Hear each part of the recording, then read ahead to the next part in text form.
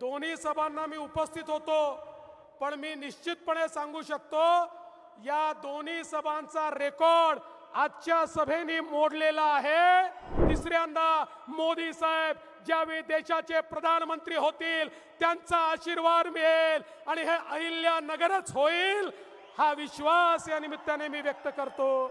माझ्या जन्माच्या आधी सुरू झालेला निळवंडे मोदी साहेबांच्या आशीर्वादाने पूर्ण झाला आणि शेतकऱ्यांना पाणी मिळतंय। अरे हा अहिल्यानगरचा आवाज वाटत नाहीये?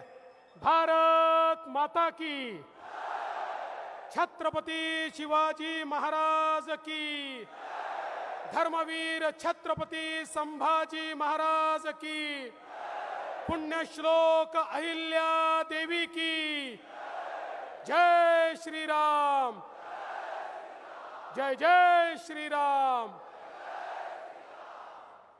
हिंदवी स्वराज्याचे सरसंस्थापक छत्रपती शिवरायांना मानाचा मुजरा करतो। भारतीय राज्यघटनेचे शिल्पकार भारतरत्न डॉक्टर बाबासाहेब आंबेडकर यांना मानवंदना अर्पित करतो। आणि आज या ठिकाणी उपस्थित असलेले अखिल विश्वातील सर्वाधिक लोकप्रिय नेते आपले नेते माननीय नरेंद्र मोदीजी, माननीय मोदीजींचं अहिल्यानगरीमध्ये मी मनपूर्वक स्वागत करतो। मंचावर उपस्थित राधाकृष्ण विखे पाटील जी, डॉक्टर भागवत कराड जी, दादा भुसेजी, आपले लोकप्रिय उमेदवार सुजय विखे पाटील जी, शिर्डीचे लोकप्रिय उमेदवार सदाशिवराव लोखंडे जी, मधुकरराव पिचड, रामभाऊ शिंदे, शिवाजीराव कर्डिले, संग्रामजी जगताप, आशुतोषजी काळे, मोनिकाताई राजळे, किरणजी लामटे, स्नेहलताताई कोल्हे, बाळासाहेब मुरकुटे, अण्णासाहेब म्हस्के पाटील, चंद्रशेखर कदमजी, शालिनीताई विखे पाटील, कमलाकर कोते, अभयजी आगरकर, भानुदासजी बेरड, बाबासाहेब वाकळे, नितीन दिनकर, मंचावरील सर्व मान्यवर आणि या विराट संख्येने उपस्थित असलेल्या माझ्या भगिनी आणि बंधूंनो, मोदी साहेब 2014 आणि 2019 याच मैदानावर आले होते।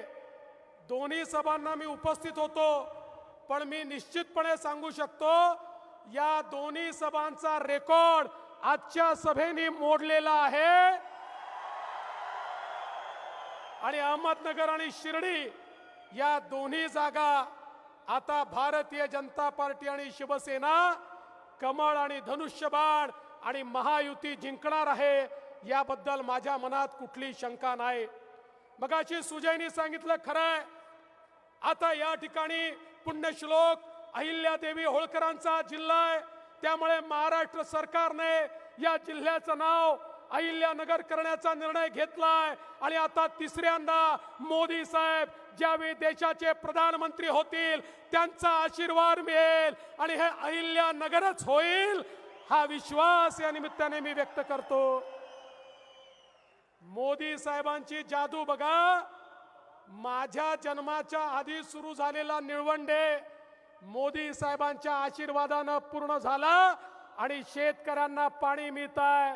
आणि आज तुम्हाला हे सांगण्याकरता उभा आहे की या ठिकाणी बाळासाहेब विखे पाटील साहेबांनी जे स्वप्न बघितलं होतं आणि विशेषतः पाणी परिषदेच्या माध्यमातून जे काही वाहून जाणारं पाणी आहे ते नगरमध्ये आणून नगर, नाशिक आणि मराठवाडा यांच्यातला वाद मिटवून संपूर्ण दुष्काळी भागाला पाणी मिळालं पाहिजे, त्याची तयारी आपल्या युतीच्या सरकारनं केली आहे।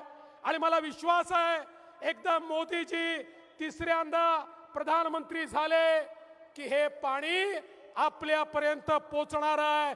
कुकडी असेल, साखळी असेल, या सगळ्या जे काही आपली धरणं आहेत, जे काही आपले प्रकल्प आहेत, या संदर्भातले सगळे प्रश्न हे मोदीजींच्या आशीर्वादाने या ठिकाणी आपण सोडवणार आहोत।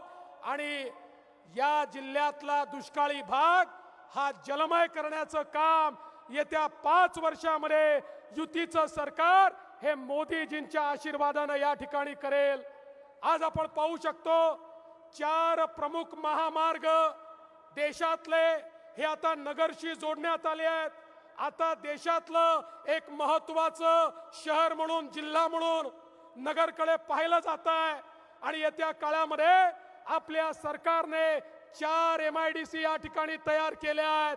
आणि या MIDC मध्ये मोदी साहेबांच्या आशीर्वादानं येत्या काळात एवढ्या मोठ्या प्रमाणात उद्योग येतील की आमच्या जिल्ह्याच्या, आमच्या सगळ्या युवकांच्या हाताला काम मिळेल. आणि हा जिल्हा देखील औद्योगिक जिल्हा म्हणून या ठिकाणी आपल्याला पाहता येईल. आणि म्हणून बंधू भगिनींनो, आज खऱ्या अर्थानं या जिल्ह्यामध्ये शेतकऱ्यांना 24 तास वीज देण्याकरता आपण या ठिकाणी मुख्यमंत्री सोलर योजना आणली.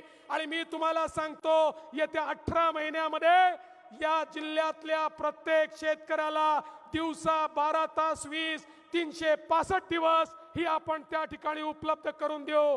हा निर्धार आमचा आहे. आज मोदीजींच्या आशीर्वादानं शिर्डीमध्ये नवीन एअरपोर्ट होतोय. शिर्डीचा चेहरा बदलतोय.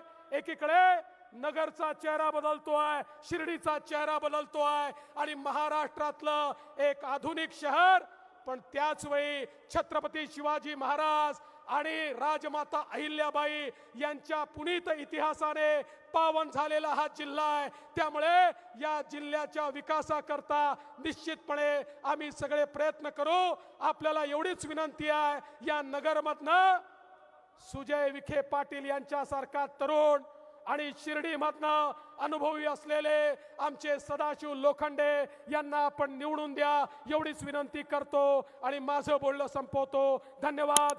जय हिंद, जय महाराष्ट्र.